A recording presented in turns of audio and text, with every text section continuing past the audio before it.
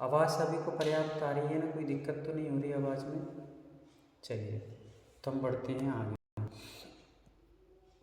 आज्ञा चक्र, बाकी सारे चक्रों को आपने विशेष रूप से समझ लिया है और हम लोग डेली ध्यान का माध्यम बनाएंगे इनको। एडवांस हमारा 15 तारीख से चालू हो, उससे हम लोग सारे के सारे रिवीजन करेंगे, रिवीजन आगे बढ़ते जाएंगे। जिनके भी विषय रह गए हैं वे रिवीजन के माध्यम से सारे विषयों को कवर करेंगे। हमारे मितेश भैया जो कुछ विषय को भी रह गए हैं तो उनको भी सारे रिवीजन के माध्यम से पूरे विषय कवर कराए जाएंगे। और भी जिनके रह गए हैं उन सबको असंतुष्ट नहीं रहना है, यहाँ से संतुष्ट होकर ही जाना है ना? असंतुष्ट कोई भी नहीं होगा। जिसके भी विषय रह गए हैं उनको पूर्णतः समस्त विषयों से अवगत कराया जाएगा।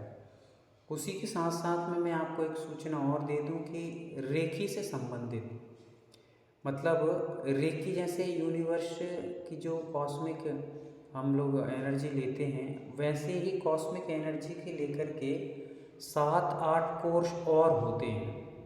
वो भी कभी आपने नाम सुने होंगे, मैं आपको समय मिलेगा तो उनकी सारी सूचनाएं दूंगा बता।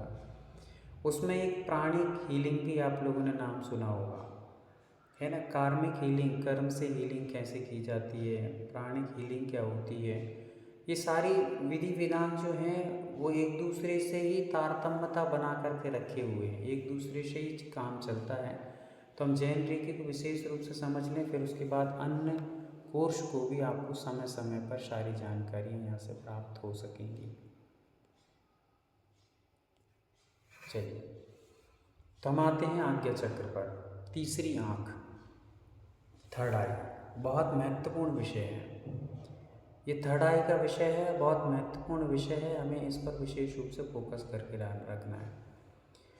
तो थर्ड आई हमारे दोनों बाहों के बीचों बीच में जो स्थान बना हुआ है, यहाँ पर दिया है स्थान दोनों बीचों बाहों के बीच में, माथे के मध्य में थर्ड आई मतलब तीसरी आँख। ये जब तीसरी आँख हमारी क्या काम करती है? तीसरी आँख आज्ञा का काम तो कर ही रही है। आज्ञा मतलब ये मान के चलिए कि यदि तीसरी आँख हमारी परफेक्ट हो जाए तो हम व्यक्ति की सूंघ करके, मतलब व्यक्ति को देख करके पहचानेंगे, आंखें बंद करेंगे और उस व्यक्ति की हम लोग पहचान कर सकते हैं कि ये व्यक्ति किस प्रकार के थॉट्स वाला है, किस विचार वाला है, कैसी थिंकिंग रखने वाला व्यक्ति है, ये हम थर्ड आई से समझ सकते हैं। थर्ड आई हमें हर एक काम में जागृत रखना है। रेकी का अंतिम और सबसे पावरफुल पॉइंट है कि थर्ड आई को मजबूत कर लीजिए। हम लोग, क्योंकि मार्केट में आप बैठेंगे, दुकान में आप बैठेंगे, आप यदि बाज़ार जा रहे हैं, आप यदि किसी ट्रेन में, एरोप्लेन में, बाइक में, फोर व्हीलर में सफ़र कर रहे हैं, वहाँ आपको किसी को सडनली रेखी देना पड़ जाए तो आप यदि हाथों को हिलाते डुलाते रहेंगे तो आपको काफ़ी टाइम लगेगा। पर बहुत जल्दी से और सबसे पावरफुल हीलिंग का कोई सबसे अच्छा माध्यम है तो थर्ड आई है। थर्ड आई से हम सारी की सारी विजुलेशन कर सकते हैं, कैसे कैसे इमेजिंग करना, वो सारी चीज़ें हम थर्ड आई से करके और बहुत जल्दी से और अफेक्टेड एनर्जी सामने वाले को दे करके उसका उपचार कर सकते हैं। इसलिए थर्ड आई पर विशेष रूप से हमें फोकस करना है। थर्ड आई के लिए एक आसन, जो प्राणायाम जो मैंने आपको बताया था, इस प्रकार से डेली अपनी उंगली को, कॉर्नर को इस प्रकार से लेकर के हमें रखना है और धीरे धीरे धीरे धीरे धीरे धीरे उंगली को एकदम लेके आना है। आँखों को बिल्कुल उंगली के ही मध्य भाग पर टिका कर रखना है और अपने थर्ड आई पर होने वाले स्पंदन को महसूस करना है। स्पंदन को महसूस करिए और वहाँ पर होने वाले जो कंपन है, वो जो महसूस हो रहा है उसको एहसास करिए, उसको महसूस करिएगा। धीरे धीरे एकदम पास में लाने का प्रयास कीजिएगा, धीरे धीरे बढ़ते जाइए, बहुत जल्दी नहीं करना है। और उंगली की बिल्कुल थर्ड आई के मध्य में उंगली को रखिएगा और वहाँ पर महसूस करिएगा आप। और जैसे जैसे एकदम पास में आए तो फिर हमें धीरे धीरे उसी को वापस लेकर आना है, एकदम वापस लेके आइए और अपनी आँखें बिल्कुल उस उंगली की तरफ ही बनी रहें और कहीं ना जाएं।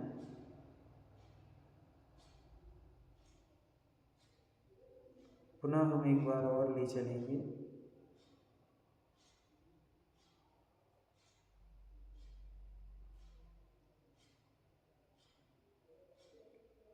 पूरा फोकस अपना थर्ड आई पर रहे।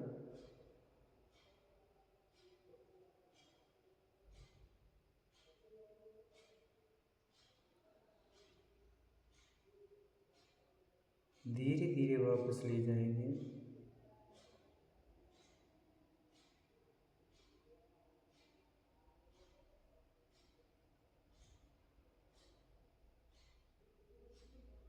इस प्रकार से हम 3-4 बार आराम से इसको करेंगे, आंखों को बंद कर लेंगे और फिर अपने मन में जो स्पंदन हुआ है उस स्पंदन को महसूस करेंगे।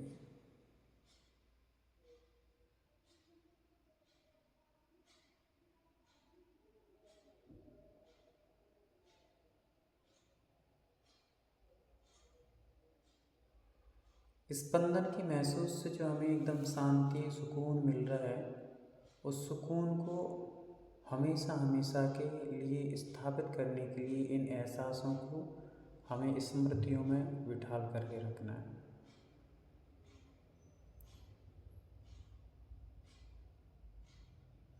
डेली हमें करने से थर्ड आई अच्छे काम करती है और अच्छा काम देती है, पावरफुल हो जाती है। तो इस प्रकार से आप करेंगे। आकार है 2 पंखुड़ी या त्रिकोणीय चिन्ह के साथ लोटस, 2 पंखुड़ियों वाला कमल। रंग इंडिगो, गहरा नीला या बैंगनी नीला रंग हम लोग इसके लिए विजुलाइज कर सकते हैं, इसके लिए चिंतन में रख सकते हैं। बीज मंत्र है ओम या औम। कुछ परंपराओं में ओम या ओम का सूक्ष्म उच्चारण मिलता है। ओम के बारे में भी एक बहुत अच्छी मेथड है, ओम के बारे में भी एक बहुत अच्छी थेरेपी है, उस चीज़ को भी हम लोग समझेंगे। ओम को हम लोग सीधा सीधा पढ़ते हैं, पर ओम हमारे हृदय के किस किस अंग में काम करता है।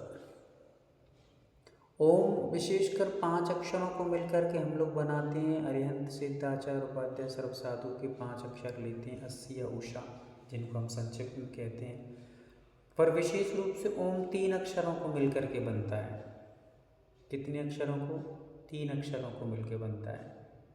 तो आप में से कोई बता सकता है कि 3 अक्षर कौन कौन से हैं ओम को बनाने वाले? बहुत सारे लोगों को पता है कि 3 अक्षरों से मिलके बनता है।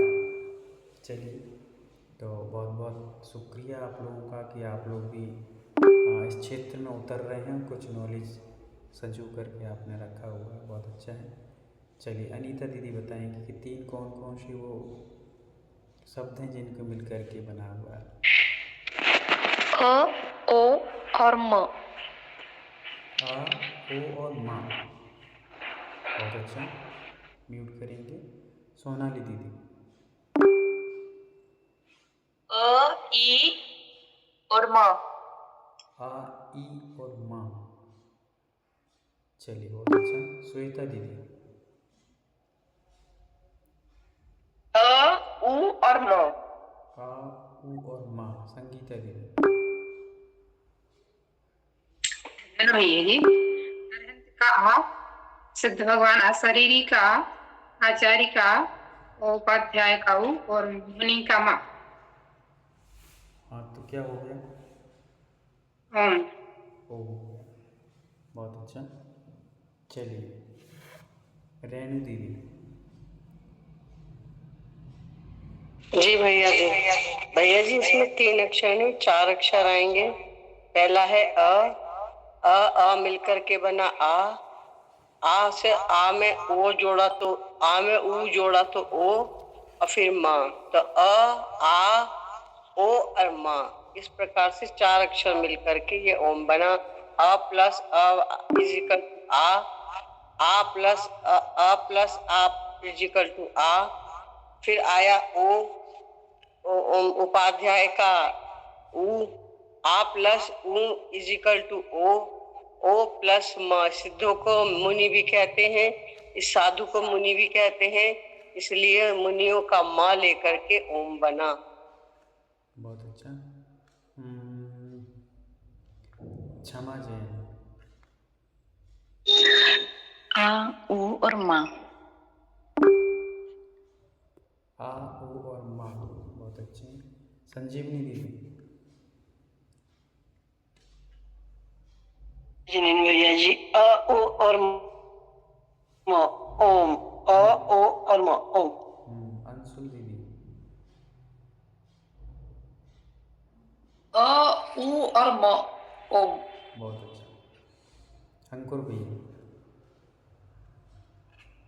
भैया पंच परमेष्टि से ही ओम का हुआ है, आ का अरहंत का आ, और सिद्ध को आ शरीरी बोलते तो इसलिए आ शरीर का आ तो हो गया आ, फिर आचार्य का और उपाध्याय का उ, और मुनि साधु को मुनि बोलते तो माँ, तो मुनि का ऐसा मिलकर ओम बनता है। बहुत बढ़िया। तो इस प्रकार से काफ़ी सारे लोगों को अच्छा खासा नॉलेज है कि ओम कैसे बनता है। तो 2 शब्दों को मिलकर के बना, 3 शब्दों को मिलकर के बना हुआ है, आ, ऊ और माँ। तो आ में 3 परमेष्टि समाहित हो जाते हैं तो एक आ बन जाता है, और उपाध्याय परमेष्टि का ऊ ले लेते हैं और मुनि महाराज का माँ ले लेते हैं तो ओम बन जाता है। पर यदि हम लोग शरीर पर उसको विजुलाइज करेंगे इन 3 अक्षरों को, तो मुझे कोई बता सकता है कि हमें आ कहाँ पर करना चाहिए, माँ कहाँ पर करना चाहिए और ऊ कहाँ पर करना चाहिए? विजुलाइज मतलब अपन शरीर में यदि स्थापित करके उसकी ऊर्जा को संग्रहित करेंगे तो कहाँ करना चाहिए? कहाँ? संजीव दीदी बताइए। भैया जी नाभि से अ बोलना चाहिए, गले में ओ बोलना चाहिए, और थर्ड आई पे म बोलना चाहिए। ओम। बहुत बढ़िया। तो चलिए ये सारी चीज़ें आपको जो एडवांस में आएगा उसमें कुछ विशेष चीज़ों के तौर पर अपन लोग समझेंगे, एक एक शब्द को कहाँ पर करना चाहिए और उसका क्या रीजन है, ये सारी चीज़ें समझेंगे। फिलहाल में अपन आज्ञा चक्र को थोड़ा आगे बढ़ाते हैं। तो बीज मंत्र हो गया अपना ओम, और फिर उसके बाद भक्तांबर जी के माध्यम से कैसे उसको करते हैं उसको अपन लोग आगे के सब समझेंगे। यहाँ पर असंतुलन के क्या कारण देखिए, ये आज्ञा चक्र जिनका मस्तिष्क अस्थिर रहता है और काफ़ी सारे लोगों का रहता है, हम लोग काफ़ी सारी चीज़ों को तुरंत भूल जाते हैं। जैसे मान लो सुबह आपने भोजन किया होगा तो शाम को पूछ लिया जाए तो भूल जाएंगे कि पता नहीं क्या खाया था, याद करेंगे, याद करना पड़ेगा। तो ऐसा होता है, काफ़ी सारी चीज़ों को हम भूल जाते हैं। तो यहाँ पर देखते हैं कि अत्यधिक मानसिक शोर, बहुत अधिक मानसिक शोर हो रहा हो कहीं पर, मानसिक शोर की बात चल रही है। मानसिक शोर का अर्थ है कि मन में बहुत सारे विकल्प चल रहे हैं, बहुत सारे विचार एक साथ कूद रहे हैं, तो उनको कंट्रोल नहीं कर पा रहे हैं। ये चल रहा है, ये भी चल रहा है, ये भी चल रहा है। कभी कभी ऐसा होता है कि हम लोग ध्यान में बैठते हैं तो बहुत सारा मन उछल कूद मचाने लगता है, करता है ना। जैसे ही हम ध्यान में बैठते, काफ़ी सारे लोगों का ऐसा कहना रहता है कि जैसे ही हम ध्यान में बैठते हैं तो मन बहुत सारी उछल कूद करने लगता है, बहुत दौड़ भाग करने लगता है, और ज़्यादा दौड़ने लगता है। पर रियलिटी ये नहीं है। रियलिटी ये है कि मन जब हम लोग ध्यान में बैठते हैं तो ध्यान में हमारे आंखें बंद हो जाती हैं।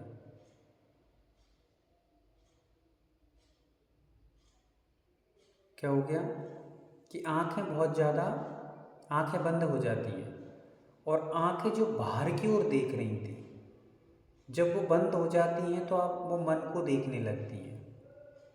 तो मन को जब देखने लगती हैं तो मन को ये समझ में आने लगता है कि मन भाग रहा है।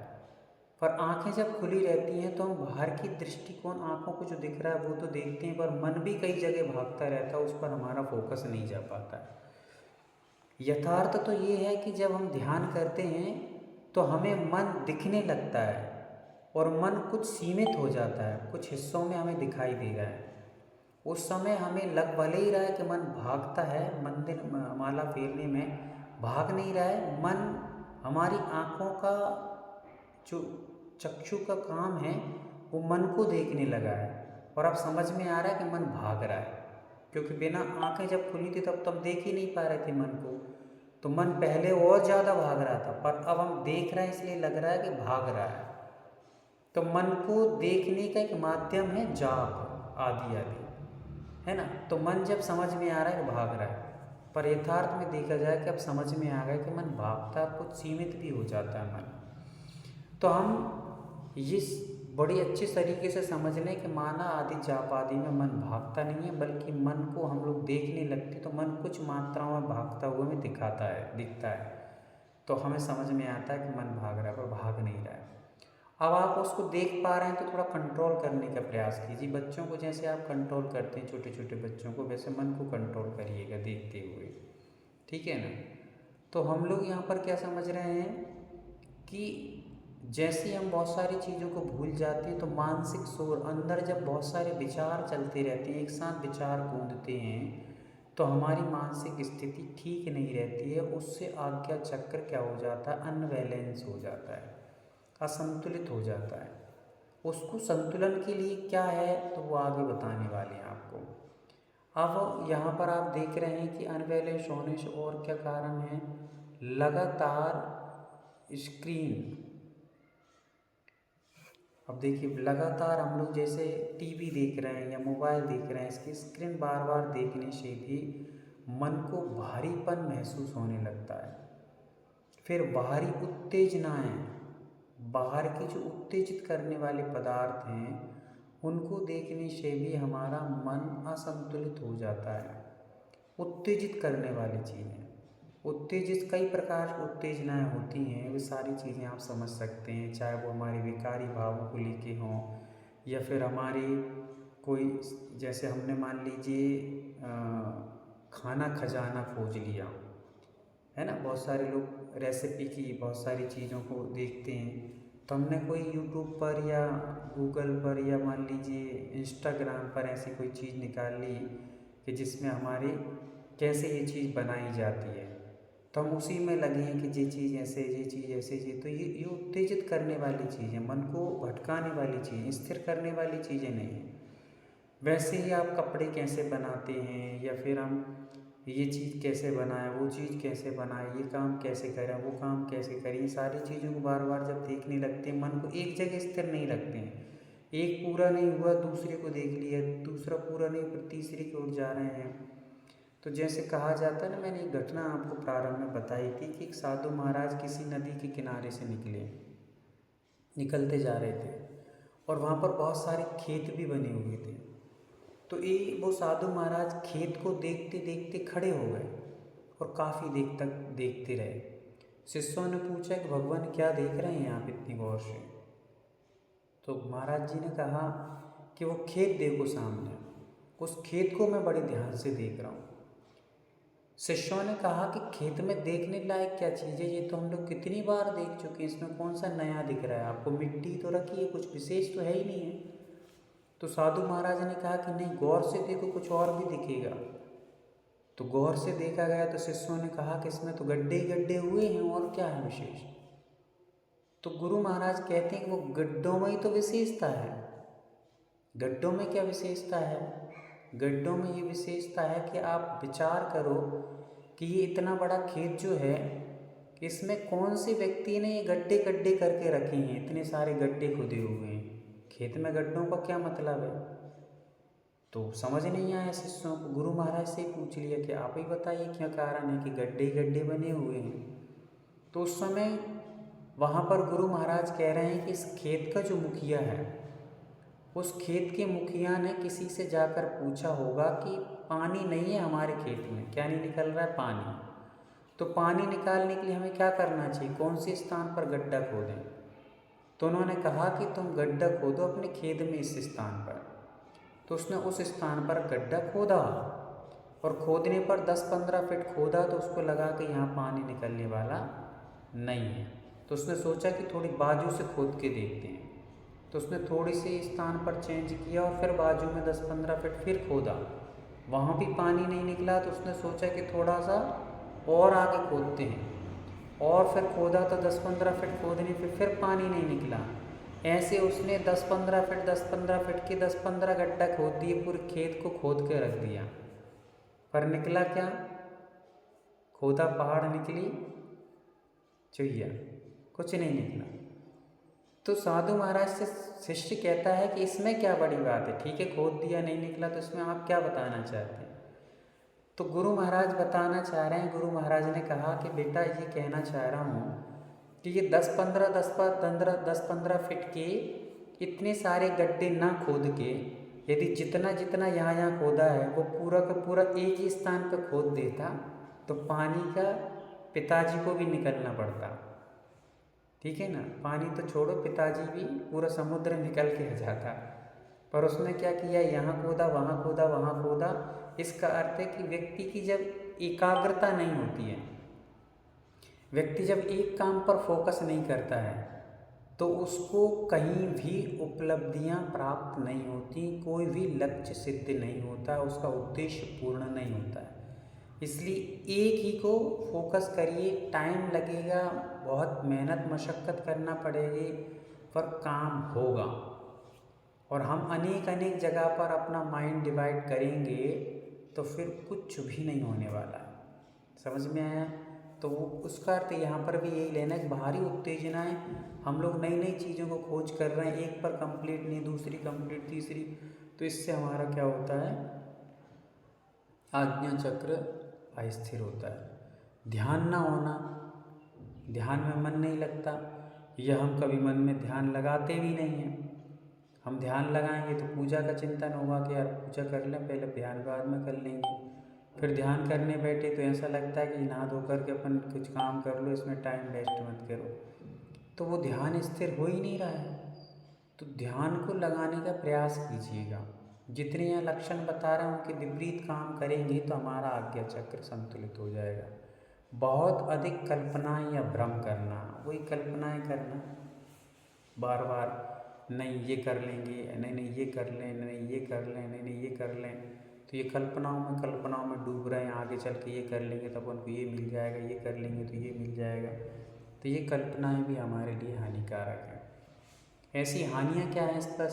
तो स्पष्टता की कमी हो जाती है, हम किसी भी चीज़ को स्पष्ट रूप से नहीं कर पाते हैं, निर्णय में भ्रम होता है, किसी चीज़ का निर्णय नहीं ले पाते हैं कि हम ये ही कर लें, भ्रांतियाँ बढ़ जाती हैं, नींद में दिक्कत होने लगती है, ओवर थिंकिंग की प्रॉब्लम ऐसे ही हो जाती है, सिर दर्द हो जाता है। अब आपको 10-12 यहाँ पर रोग गिनाए गए हैं, माइग्रेन हो जाए, सिर दर्द हो जाए, तनावजन्य। जब हम बहुत सारी चीज़ों को हेडेक पाल लेते हैं तो वही हमारा क्या हो जाता है, माइग्रेन का कारण बन जाता है, सिर दर्द का कारण बन जाता है। नींद कम आना प्रारंभ हो जाती है, फिर निद्रा भंग होने लगती है, ओवर कॉन्फिडेंस हो जाता है, ओवर थिंकिंग के कारण। दृष्टि का कमज़ोर पड़ना, आँखें कमज़ोर हो जाती हैं, क्योंकि मस्तिष्क पर जितना भार पड़ेगा तो वो भार सीधा आँख को भी असर करता है, तो आँखें कमज़ोर हो जाएंगी। फिर न्यूरोलॉजिकल तनाव, तो ये कुछ तनाव होता है, इससे भी हमें दिक्कतें होती हैं। चक्कर आना, वर्टिगो के मानसिक कारण, ध्यान शक्ति में कमी, ध्यान भंग होना, ये सब आज्ञा चक्र के मात्र कमज़ोर होने से सारी चिंताएं, ओवर थिंकिंग जनित समस्याएं, स्मृति संबंधी असुविधाएं, तो दृष्टि पतन, आँखों की थकान से जुड़ी समस्याएं, ये सब किससे संबंध रख रही हैं? थर्ड आई से रख रही हैं। तो थर्ड आई और आँखों का भी संबंध है अपने आप में, इसको आपको विशेष रूप से समझना है। मस्तिष्क चक्र से लेकर के आपके थॉट चक्र के ऊपर के हिस्से तक सारा संबंध आपको आज्ञा चक्र से है। आज्ञा चक्र को मजबूत बनाएंगे तो आँखें भी ठीक रहेंगी, कान भी ठीक रहेंगे, सोच भी ठीक रहेगी, आपकी थिंकिंग मजबूत होगी, आपका निर्णय शक्ति मजबूत होगी, इच्छा शक्तियाँ मजबूत होंगी, ठीक है। यही हमारे सारे के सारे वजनदारी बढ़ेगी, चलिएगा। तो ये सारी चीज़ों से बचने के लिए हमें आज्ञा चक्र को मजबूत करके रखना है। ये जितने भी रोग हैं, जब भी कभी हमें इस प्रकार की प्रॉब्लम होती हैं या किसी और को होती हैं, तो आपको आज्ञा चक्र की थेरेपी करना है। किसकी थेरेपी करना है? आज्ञा चक्र की। जब भी किसी को सिर दर्द हो रहा है, माइग्रेन हो रहा है, माइंड से संबंधी कोई प्रॉब्लम हो रही है, तो हम उसको जब ध्यान करने देंगे तो आज्ञा चक्र के बारे में बताएंगे कि आज्ञा चक्र पर आप विशेष फोकस करिएगा। आज्ञा चक्र को ध्यान करने के लिए त्राटक आदि भी कर सकते हैं हम लोग, या अपन ने अभी किया था ये भी कर सकते हैं। और भी माइंड को स्थिर रखने वाले कुछ गेम 1 मिनट प्रतियोगिता जैसी होती हैं, वो गेम भी हम लोग खेल सकते हैं। और ये कुछ आपको मुद्राएं बताई थी कि इसको अपन को करते रहना चाहिए, तो ये भी करने से आपको माइंड स्थिर होगा। ये भी बताया था आपको कि ये करते जाना है, तो इससे भी आपके माइंड में स्थिरता आएगी। करके देख लीजिए एक बार, बैठे बैठे क्या करें, करना है कुछ काम करिए, बहुत अच्छा। तो ये करते रहिए, कुछ माइंड को एकाग्रचित करने वाले कामों को विशेष रूप से करिएगा, तो उससे आपको ये सारे लाभ हो सकेंगे। संतुलन के कुछ उपाय यहाँ पर बताए जा रहे हैं। उससे पहले हम लोग यहाँ पर समझ रहे हैं कि ध्वनि ओम आदि की धीमी जाप करने से नाभि मन से, मतलब नाभि से न करके हम लोग मन से माध्यम से करेंगे तो अपना आज्ञा चक्र स्थिर होता है। इसलिए प्रातःकाल उठ कर के आपको डेली का क्रम बना लीजिए कि 10-15 बार ओमकार की ध्वनि हमें बिस्तर छोड़ने से पहले निकालना ही निकालना है। उससे आपके टॉक्सेशन जितनी भी होती है वो सब बाहर होती है और एकदम पूरे के पूरा ब्लड तरोताज़ा जैसा हो जाता है। एक एक सिराएं, एक एक कोशिकाएं, एक एक धमनियों को जो उसका फोर्स होता है, उसका फोर्स पड़ता है, उस फोर्स के कारण से पूरा का पूरा ब्लड जो भी जहाँ भी असंतुलित होगा वो पूरा का पूरा एक व्यवस्थित काम करने लगता है और हमारे हार्मोन्स एक्टिव हो जाते हैं। इसलिए ओंकार की ध्वनि को तो अपने शुरुआत में दिन के उठते ही बिस्तर आदि छोड़ने से पहले 10-15 बार आप बोल सकते हैं। फिर तृतीय आँख ध्यान इंद्रधनुष्य बिंदु पर हल्की निगाहें मौन रह कर के थोड़ी सी अपनी इंद्रधनुष की जो रेखाएं होती हैं वैसा हम लोग मस्तिष्क पर कर सकते हैं। कभी आप लोगों ने लिंगायत एक समाज होती है, लिंगायत समाज नाम सुना होगा। ये कर्नाटक प्रांत में अधिकतर पाई जाती है लिंगायत समाज। तो उस लिंगायत समाज के लोग अपने मस्तिष्क पर ऐसे वो बना करके रखते हैं उसकी चंदन आदि की, है ना। तो इससे भी हमारा स्थिर होता है मन और हमारी थर्ड आई स्थिर रहती है। पर उसको उद्देश्यपूर्ण लगाया जाए तो, अकेले लगाने से कुछ नहीं होता, उसका उद्देश्य भी होना चाहिए। वैसा चिंतन भी हम कर सकते हैं तो भी हमें काफ़ी अच्छा लाभ होता है। उसके साथ में हम जब बिंदी लगाते हैं उस बिंदी को भी थोड़ा सा हमें, जैसे बिंदी आपने लगाई है उसको आप आंखें बंद करके थोड़े विजुलाइज करिए, उस पर निकलते हुए फोकस को, उसकी निकलती ऊर्जा को महसूस करिए।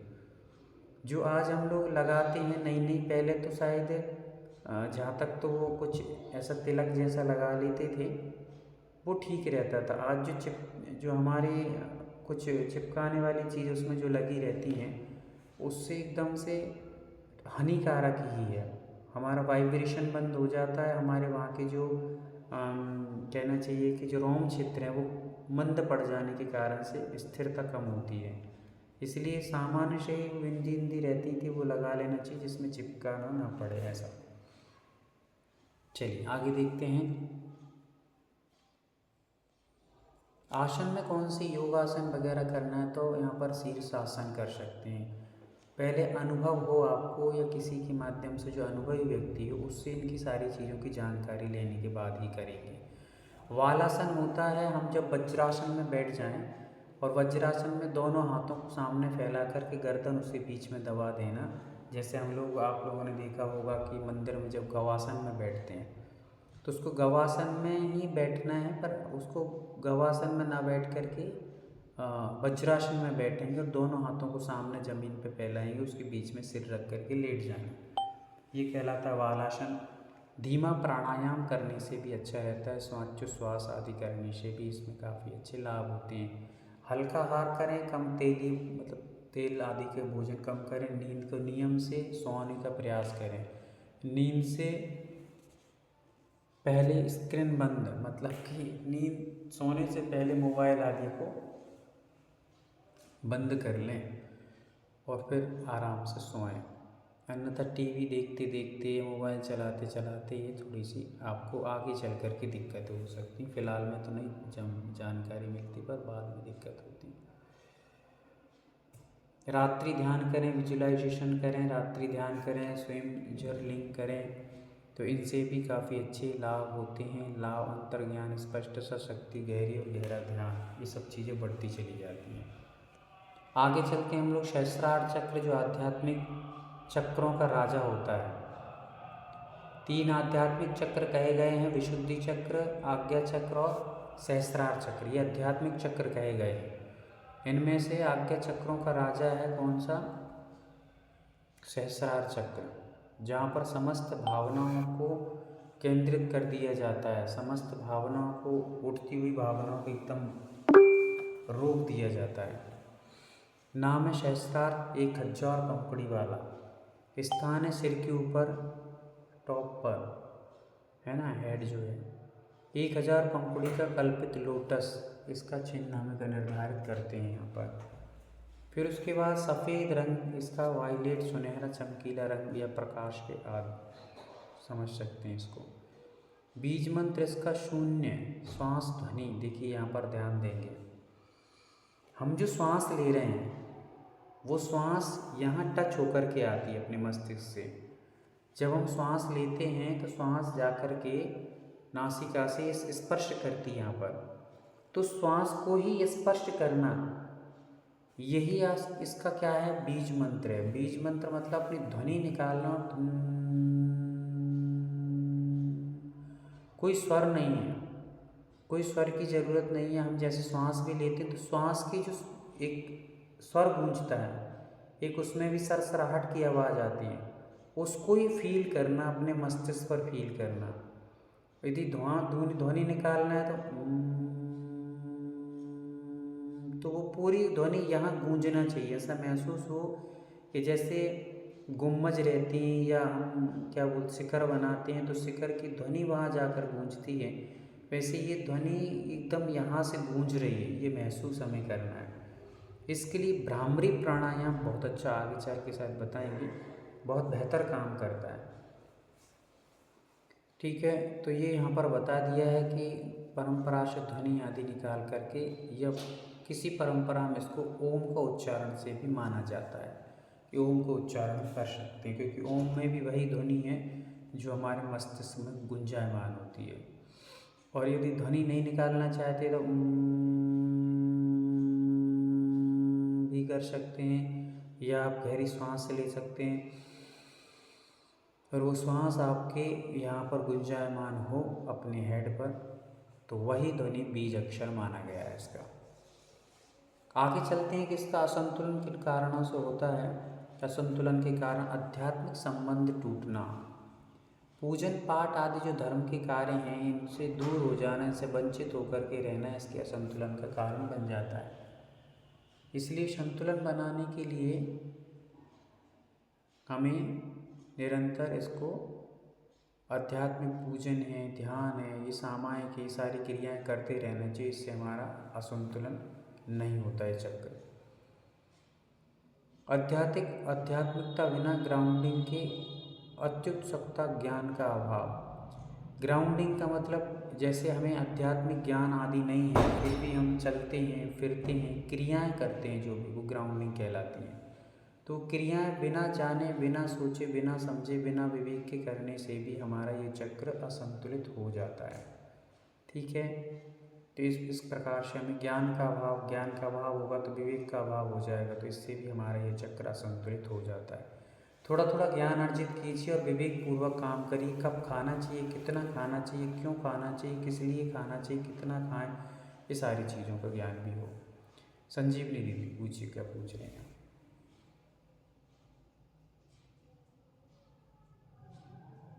भैया जी, जैसे आपने बोला उठते समय ओम 10 बार करके उठना है, तो बाकी जो बाजू वाले सोए हुए हैं उनके लिए परेशानी होगी, तो हम धीरे से भी कर देंगे तो चलेगा क्या?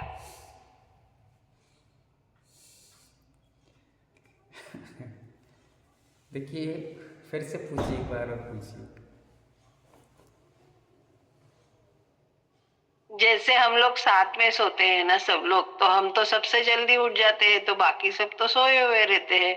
और मैं ओम चालू कर दूंगी तो बाकी सब भी टपाटप उठ जाएंगे, तो गड़बड़ हो जाएगी। इसलिए धीरे धीरे करेंगे तो चलेगा क्या? नहीं तो टपाटप उड़ जाए तो अच्छी बात है ना, उसमें बुराई क्या है। हल्लू से करेंगे तो चलेगा क्या? हाँ ठीक है, कर सकते हैं, कोई दिक्कत नहीं नहीं, है। फिर मेरा काम नहीं होगा ना, मुझे भी तो साधना करनी रहती है। हाँ ठीक है ठीक है ठीक है, म्यूट कर लीजिए आप, कोई दिक्कत नहीं है। आपको जैसी सुविधा है, जैसी अनुकूलता बने वैसा आप कर सकते हैं। मान लीजिए सुबह जितना हो उतना कर लीजिए, फिर आप दोपहर में भी बैठ के कर सकते हैं। इसके लिए कोई टाइम टेबल फिक्स नहीं है कि आप सुबह ही करें, शाम को ही करें, रात को ही करें, जब आपको समय मिले तब करें आप। इसके लिए कोई बॉर्ड नहीं है आपको कि आप इतने समय ना करें। हानियाँ आप देख सकते हैं अलग सुबह जो उठते बराबर हमें ओम बोल के उठना है, उसका पूछा था। चलिए हानियाँ जानते हैं। अलगाव की अनुभूति होती है, किसी से लगाव नहीं हो पाता है, किसी से व्यवस्थित भगवान आदि की पूजा आदि में ज़्यादा मन नहीं लग पाता। अर्थहीनता होती है, मानसिक अस्थिरता बढ़ जाती है इत्यादि। यहाँ पर रोग भी कुछ बताए गए हैं, ये आप सब देख पा रहे हैं कि लगातार थकान का महसूस होती है। जैसे ही हमारा यदि सहस्त्रार चक्र असंतुलित होता है तो जो कार्य हमारे मूलाधार चक्र को कुछ फोकस करते हैं वही कुछ यहाँ पर भी करते हैं कि लगातार थकान का महसूस होना, तो ये होते हैं। फिर चक्कर आदि आने, डिसओरिएंटेशन होता है। चक्कर आना मतलब माइग्रेन जैसी गंभीर स्थितियाँ बन जाती हैं, सिर दर्द होता है, अवसाद होता है। ये सब जो भी हैं आध्यात्मिक रूप से जब हमारे विचार कम पड़ जाते हैं तो शोक है, दुख है, खेद है, विषाद है, ये सारी चीज़ें कब बढ़ती हैं? जब हमारा आत्मिक कंट्रोल नहीं होता है। छोटी सी किसी ने गाली दे दी, छोटे से किसी ने बात कर दी, छोटा सा किसी ने अपमान कर दिया, तो हम सुबह से लेकर शाम तक एक ही गीत गुनगुनाएंगे, एक ही धारा बहाएंगे, एक ही बात सबको बताएंगे कि उसने ऐसा कह दिया, उसने ऐसा कह दिया। सामने लड्डू पेड़े रखें, उनको खाने में व्यक्ति को मज़ा नहीं आएगा, उसको तो वही बात चुभती रहेगी कि उसने ऐसा कह दिया, उसने ऐसा कह दिया। तो ये सब आत्म अनियंत्रित के कारण होते हैं, तो इनसे थोड़ा सा बचने का प्रयास करेंगे। चलिए, तो ये हम लोगों ने 7 चक्रों के बारे में यहाँ पर समझे हैं। आपको त्वचा संबंधी प्रॉब्लम, अर्थहीनता का प्रॉब्लम, ये सारी चीज़ें यहाँ से होती हैं। इनसे आप संतुलन करने का प्रयास करें। संतुलन को और समझते हैं, आगे बढ़ाएंगे दीदी थोड़ा सा। इसके असंतुलन के बाद कुछ और चीज़ें भी इसमें काफ़ी सारी चीज़ें दी गई हैं। PDF काफ़ी बड़ा है और फिलहाल में हम लोगों ने ये इसके उपाय समझ लेते हैं।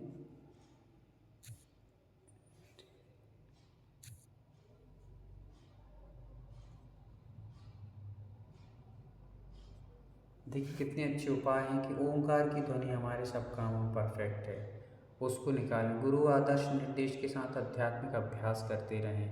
गुरु महाराज जिस क्रम से अध्यात्म की ओर पहुँचने का हमें निर्देश देते हैं उसी क्रम से चलें। अपने हवा में उड़ कर के एकदम पहुँचने का प्रयास न करें। धीरे धीरे अपने मंत्रों का उच्चारण, मंत्रों के उच्चारण में ध्यान करना है। ये सारी चीज़ों से क्रम से हम अपने अध्यात्म तक पहुँच सकते हैं। रंग को विजुलाइजेशन कर सकते हैं, सफ़ेद रंग है, वायलेट प्रकाश रंग, ये सारी चीज़ें कर सकते हैं। सेवा, साधु समागम, मंत्र साधना, शुद्धि जीवन, ये सारी चीज़ों को करने से भी हमारा ये चक्र जो सहस्त्रार चक्र बहुत व्यवस्थित तरीके से संतुलित होता है। संतुलन के लिए ग्राउंडिंग पर भी ध्यान दें। मिट्टी से जुड़ना, ग्राउंडिंग का अर्थ क्या होता है? मिट्टी से जुड़ना। मिट्टी से जुड़ कर के रहना मतलब कि जैसे आज अपन लोग टाइल्स आदि पे काम करते हैं, ये मिट्टी से जुड़ना नहीं कहलाता। थोड़े से मिट्टी जैसे काम करिए, मिट्टी पे चलना, मिट्टी पे सोना, मिट्टी पे थोड़ा सा काम करना, ये सारी चीज़ों से ग्राउंडिंग हमारा एनर्जी लेवल बढ़ता है। और जैसे जैसे एनर्जी लेवल बढ़ेगा, शरीर की स्वस्थता होगी, शरीर स्वस्थ रहेगा, मन प्रसन्न रहेगा, तो हमें ध्यान आदि करने में सुविधाएं प्राप्त होती चली जाती। सहजता से सारे काम अपन को आराम से हो जाते हैं। आध्यात्मिक लाभ क्या है? तो आध्यात्मिक एकता, अनुभूति, शुद्ध चेतना, बोध, अनुभव, इन चीज़ों पर ध्यान दीजिएगा। अब देखिए यहाँ पर कुछ बताया जा रहा है कि किस रोगी को किस चक्र पर विशेष ध्यान देना चाहिए। देखिए बहुत विशेष निर्देशन यहाँ पर दिए जा रहा है कि मूलाधार जो लोग असुरक्षित महसूस करते हैं, अपने आप को भयभीत डर बना रहता है, आर्थिक रूप से जो अस्थिर हैं और बार बार थकान से पीड़ित हो जाते हैं, उन लोगों को मूलाधार चक्र पर विशेष फोकस करना चाहिए। स्वादिष्टान चक्र यौन प्रजनन संबंधी समस्याओं वाले लोगों को और भावनात्मक अस्थिरता के कारण वाले लोगों को स्वादिष्टान चक्र पर विशेष फोकस करना चाहिए। जब भी आप किसी जगह सेशन लेंगे तो इन पार्ट्सों को आप व्यवस्थित बता सकते हैं कि इन चीज़ों को करने से आप, यदि आपको ये समस्या है तो आप इन चक्रों को आप बार बार चिंतन में लाइए, ध्यान में लाइए, इनको जागृत कीजिए, ध्यान को संतुलित कीजिए, तो आपको ये लाभ हो सकते हैं। मणिपुर चक्र के बारे में बताते हैं कि पाचन गॉट संबंधी जो समस्याएं हैं उनसे हम मणिपुर चक्र से इन समस्याओं से बच सकते हैं। आत्मविश्वास की कमी है तो हम अपने कॉन्फिडेंस को पुनः जागृत करने के लिए इस मणिपुर चक्र के माध्यम से अपने कॉन्फिडेंस को जगा सकते हैं। संबंधों में टूट है, दिल का दर्द है, हृदय संबंधी पीड़ाएं हैं, जो भी आत्महत्या से मतलब हृदय से संबंधित जो भी प्रॉब्लम्स होती हैं, उनके लिए हमें अनाहत चक्र पर विशेष ध्यान देना चाहिए। संचार मतलब बोलने में दिक्कत, गले की समस्याएं या बोलने में दिक्कत जो है, संचार एक दूसरे तक बात पहुंचाना, हम अपनी बात को एक दूसरे तक नहीं रख पाते अच्छी तरीके से, वो समझ पाए या हमारी बात को वो अच्छे से गहराई से ले, तो उन चीज़ों को करने के लिए विशुद्धि चक्र को हमें मजबूत कर लेना चाहिए। फिर ध्यान की कमी हो, माइग्रेन हो, मानसिक स्पष्टता की कमजोरी हो, तो उसके लिए आज्ञा चक्र पर विशेष रूप से ध्यान देना चाहिए। आध्यात्मिक संकट मतलब कि हमें बहुत ज़्यादा आसक्ति बढ़ रही हो, कामुकता बढ़ रही हो, तो संसार के प्रति ज़्यादा आसक्ति, और ये खरीद लो, वो खरीद लो, और पैसे इकट्ठे करने की भावना ऐसी जागृत जो होती हैं, तो उसके लिए हमें सहस्त्रार चक्र जो हमारे आध्यात्मिक संकट से हमें बचाता है, जीवन अर्थ की खोज में व्यवस्थित रूप से हमारा काम करता है।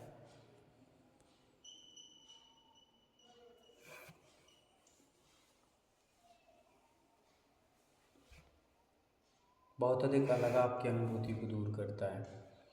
नोट: किसी भी गंभीर शारीरिक रोग के लिए मेडिकल इलाज प्राथमिक है। चक्र कार्य सहायक, पूरक और उपाय हो सकते हैं, पर प्रतिस्थापन नहीं। मतलब इसका अर्थ ये है कि आप पहले से जो उपचार आदि ले रहे हैं या कोई ले रहा हो, तो उसको धीरे धीरे बंद करवाएं। एकदम से ऐसा नहीं कि हम आपके चक्रों को संतुलन कर रहे हैं तो आप औषधियों को छोड़ दीजिए। तो प्राथमिकता तो आप उनको औषधियों को खाने दीजिए, आप चक्रों को बैलेंस करिए, बैलेंस करते जाइए, फिर धीरे धीरे उनकी जो दवाई गोलियां उनको धीरे धीरे कम करवाने का प्रयास कीजिए। एकदम से छुड़वाने से उनका असंतुलन बिगड़ सकता है, शारीरिक स्थितियाँ कमज़ोर हो सकती हैं। अब चक्र को चार्ज करने के कुछ उपाय बताए जा रहे हैं, और उसमें 15 से 30 मिनट लगते हैं इन चक्रों को चार्ज करने में। तो हम यहाँ पर उनके लिए भी काफ़ी अच्छी यहाँ पर चीज़ें बताई गई हैं, वो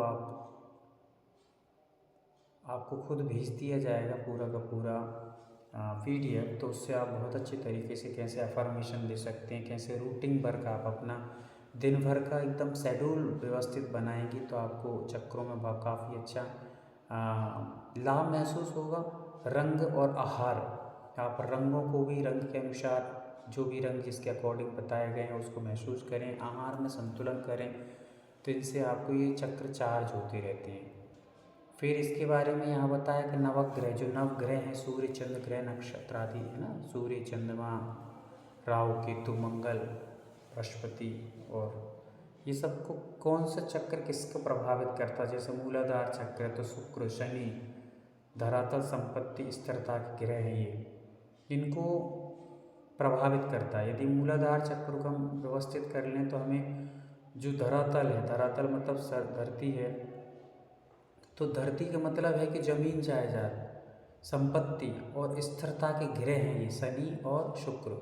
इनको हम मूलाधार चक्र को करते ये बैलेंस होंगे दोनों चक्र, और दोनों चक्र बैलेंस होने से हमारी संपत्ति स्थिर होगी, ग्रह स्थिर होंगे और धरातल मतलब जो भी हमें जमीन आदि की प्राप्ति भी होती है।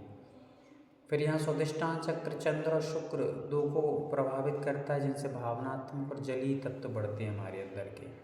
अच्छी भावनाएं बढ़ती हैं, भावनाओं पे हम कंट्रोल कर पाते हैं, ओवर थिंकिंग को रोक पाते हैं और जलीय तत्व अपने अंदर का जो जल तत्व है उसको हम लोग बढ़ा सकते हैं, व्यवस्थित कर सकते हैं, संतुलित कर सकते हैं। मणिपुर चक्र सूर्य और मंगल इन दो ग्रहों को प्रभावित करता है, जिससे आत्मशक्ति बढ़ती है और अग्नि तत्व हमारे अंदर बढ़ता है, जिससे ऊर्जा शक्ति भी बढ़ती चली जाती है। अनाहत चक्र शनि और बुध ये दो ग्रहों को प्रभावित करता है, चंद्र को भी प्रभावित करता है। कुछ परंपराओं में ऐसा चंद्र को भी माना गया है। तो इससे हमारा आंतरिक जो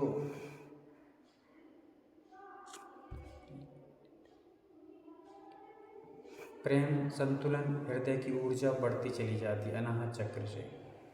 विशुद्धि चक्र को बुध ग्रह को प्रभावित करता है, जिससे संचार बढ़ता है, बौद्धिक का विकास होता है। बुध ग्रह हमेशा बुद्धि का ग्रह माना गया है। तो बुध ग्रह जैसे ही हमारा प्रभावित होगा, संतुलित होगा, तो हमारा संचार और बौद्धिक शक्ति बढ़ेगी। आज्ञा चक्र शनि और राहु केतु को प्रभावित करता है, जिससे आवृत्ति, आंतरिक दृष्टिकोण और परिवर्तनकारी ग्रह मतलब परिवर्तन करने वाले ग्रह हैं ये, इससे जीवन में परिवर्तन बढ़ता है। सहस्त्रार चक्र सूर्य और ब्रह्मा ये सूर्य ग्रह को विशेष रूप से प्रभावित करता है, जिससे वह अवधारणाएं चेंज होती हैं और आध्यात्मिक संपर्क के ग्रह हैं ये।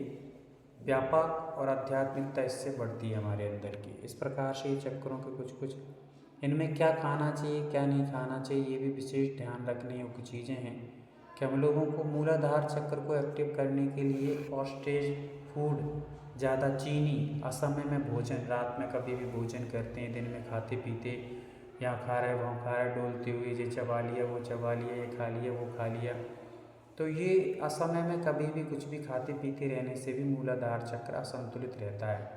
तो कभी भी ये फॉस्टेज भोजन है उसको भी खाने से थोड़ा बचिएगा।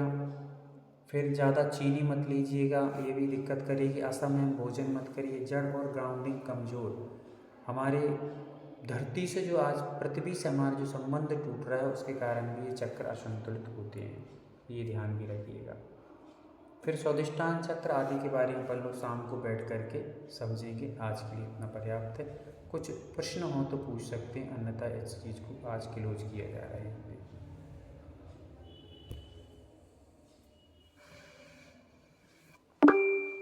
नीतू दीदी पूछिए। भैया आपने जो चक्रों के वो बताए ना, बीजाक्षर और पहले वाले हाम हूम वाले बताए, तो इन दोनों में से कौन से करें, फिर हम प्रायोरिटी पे कौन से रखें?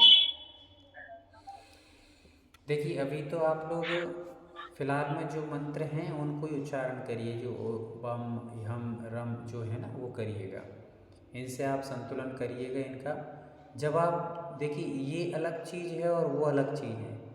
वो जब आप जाप करें तो जाप के माध्यम से आप उनको करें, और जब ध्वनि के रूप में आप करें तो इन मंत्रों का उच्चारण करें। जाप के रूप में आपको ह्राम ह्रीम हुरूम ह्रोम ह्रा ये जाप के रूप में आप करिएगा, और जाप करें तो 5 अक्षरों पे अपन 5 केंद्रों को याद करते करते उनका विजुअलाइजेशन करते हुए हम कर सकते हैं।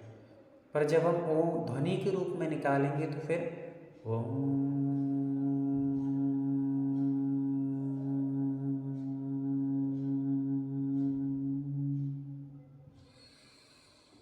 रम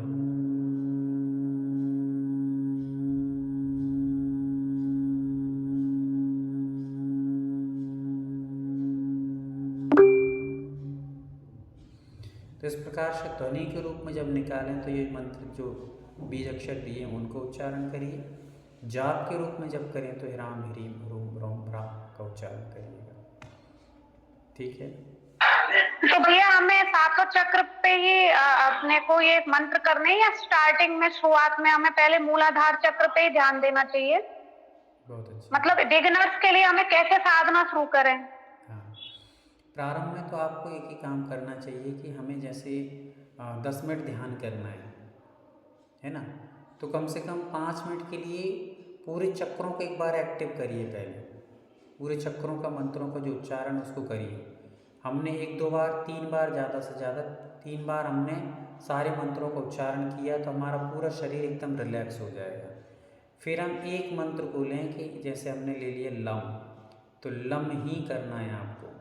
और कभी भी ध्वनि उच्चारण कोई भी हो, ओम की हो, लम की हो, रम की हो, पम की हो, तम, कुछ भी हो, उसमें आपको हर एक ध्वनि के बाद गहरी श्वास जरूर लेना है। गहरी श्वास ली, फिर दूसरा मंत्र, फिर गहरी श्वास ली, फिर तीसरी बार, फिर गहरी श्वास ली, फिर चौथी बार। बिना श्वास लिए आप कभी भी मत करिएगा, अन्यथा ये चक्र असंतुलित ही बने रहेंगे। गहरी श्वास आपको जरूर लेना है। चलिए सोनल दीदी। जी भैया जी, वंदना।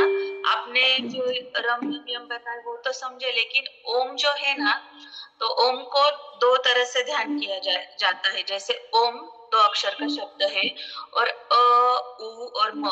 जैसे अ को मुंह खोलता है, उ को हम ऐसे ऊपर करते हैं और फिर म को बंद करते हैं।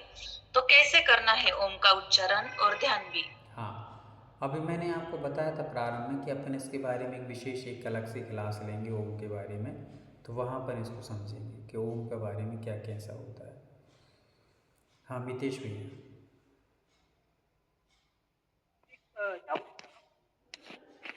ये अपना जो उसका बम है कि बम है? आवाज़ नहीं आ रही आपकी। हाँ, ये जो स्वादिष्टान चक्र है ना, उसका वम है कि बम है? बॉम्बे का ब है कि वी फॉर विक्ट्री का वो है? वाह डाउट वाह, लगता है। कहीं भी बा का उच्चारण वो नहीं ना, हाँ है। वो। वाह, वाह वाह, वम जी वम, ओके। वाह। ठीक। अंशु दीदी।